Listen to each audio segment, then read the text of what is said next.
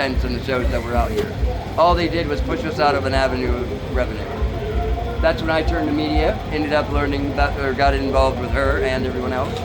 But we ended up just being engaged as of this year, even though it was 14 years ago that we met, because the man out there in the pirate hat is her adopted father and only lives an hour and a half away from me in Florida.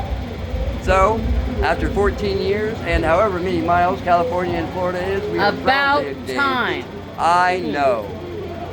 Love You're you. welcome. We're going to do it this year. Oh, okay. I know, we're both welcome. But to get into what this is actually called, it is called ectrodactyly, which means while in the womb, some of the bones fuse together.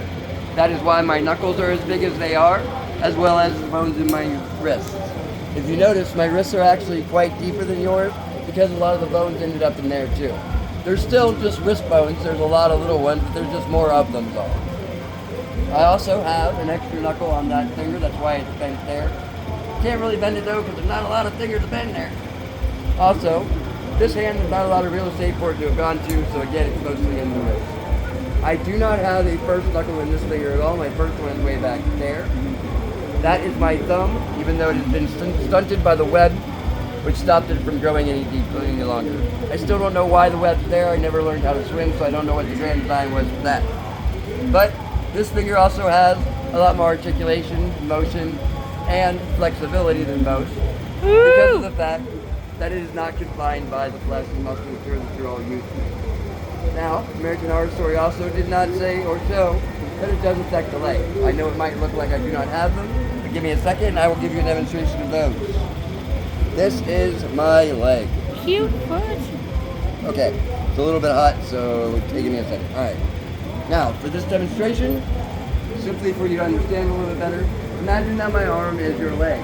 The reason I use this demonstration is because the knee and the elbow are both hinge joints and they work the same way. That is why you will always have the knot whenever you bend your knee or your elbow. And the wrist and ankle are pretty much the same. A lot of really small bones that allow for rotation, which is why they're able to be sprung, twisted, and or broken so easily.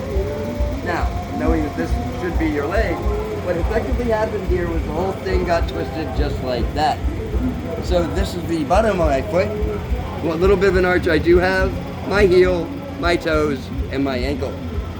Now, if you noticed when I showed you my ankle, most people's legs do not move like this. Yeah, you noticed that, right?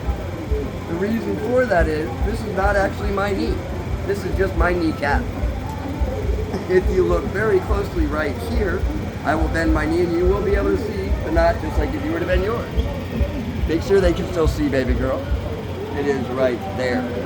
Do you see that? It's right there. So, I will never be able to straighten my leg out because that is my leg straight. So even if I was able to, my feet are too small to hold my weight anyway. But because I was born this way, I learned to walk, talk, eat, drink, wear right, and or dress myself, just like everyone else did. I just learned to do it with what I was given. So when I get around, I either walk on my knees, I crawl, or I use that wheelchair right over there.